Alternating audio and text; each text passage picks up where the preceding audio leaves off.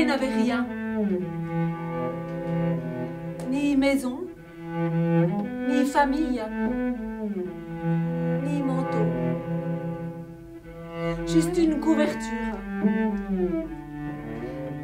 Couleur de poussière à force de traîner par terre pour lui servir de lit la nuit. Le jour, quand il faisait beau, elle lui servait aussi de parasol. Et quand il pleuvait, de parapluie.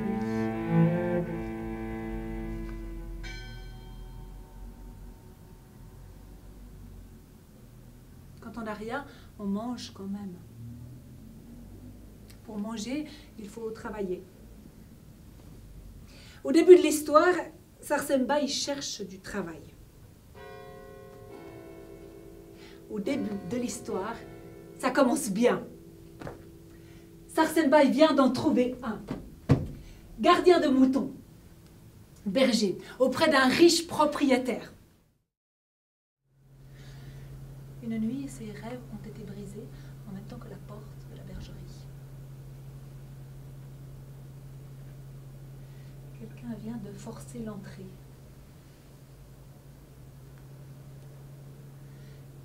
Dans l'obscurité, Sarsenba y distingue une odeur fauve, une respiration rauque, 2 yeux jaunes.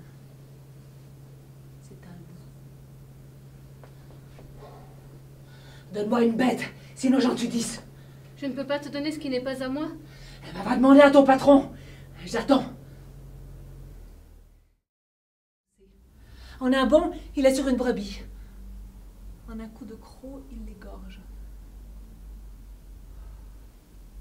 C'était la boiteuse.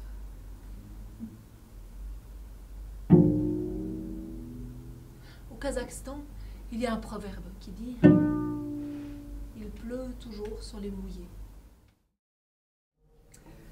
Cette nuit, j'ai fait un rêve. Écoutez.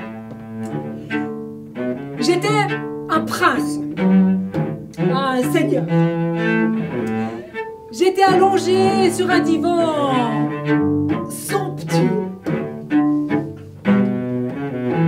La lune me voit. Aussitôt, elle se rapproche et se met à jouer sur ma poitrine. Le soleil, à son tour, m'aperçoit. Il penche vers moi son visage et me sourit. Il est bien ton rêve. Moi, j'en fais jamais des comme ça. Tu me le vendrais?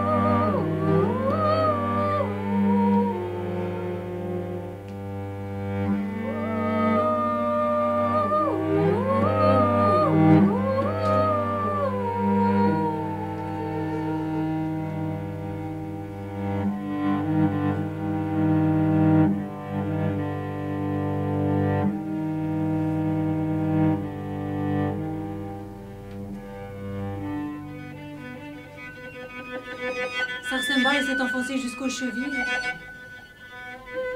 puis jusqu'aux genoux.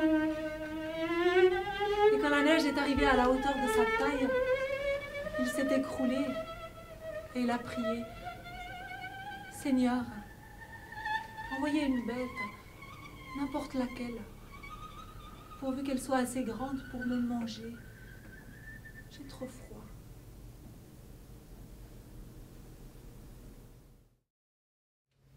Jalma Wizer. Elle est immense. Laide, vieille et méchante.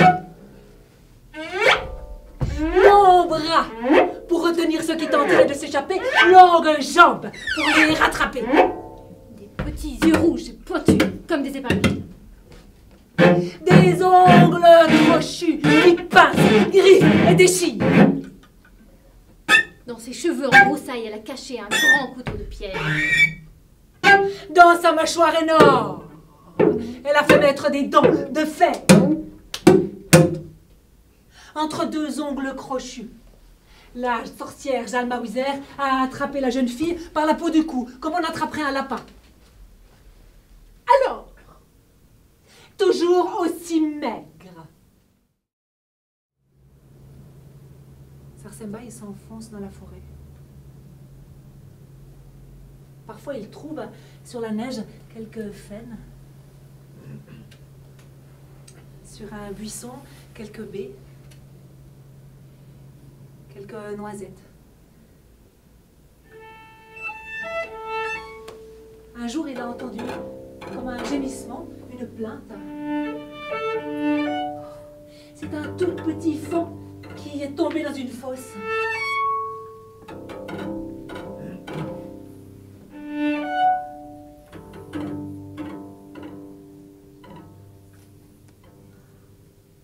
Surgit un cerf avec des bois comme des arbres. Il a dit: tu as sauvé mon petit, je ne t'oublierai pas. Et tous les deux, ils sont repartis. Ensemble, ils ont dévalé l'escalier et se sont mis à courir à travers la forêt.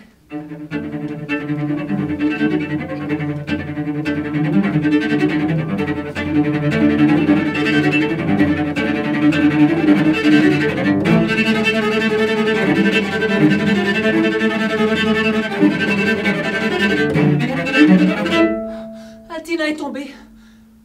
Elle l'avait dit qu'elle n'avait presque plus de force. Alors Sarsemba, il la prend dans ses bras et recommence à courir. Mais il n'est pas si fort que ça. Et ça heurte à chaque arbre.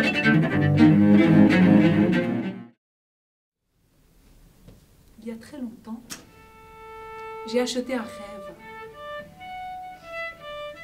Ce rêve ne m'a jamais quitté. Et aujourd'hui, regardez-moi. Je suis allongée sur un divan somptueux. La terre qui me nourrit. Sur ma poitrine joue notre fille, la lune. Et sur mon visage se penche ma femme, mon soleil. Je suis un prince, un seigneur,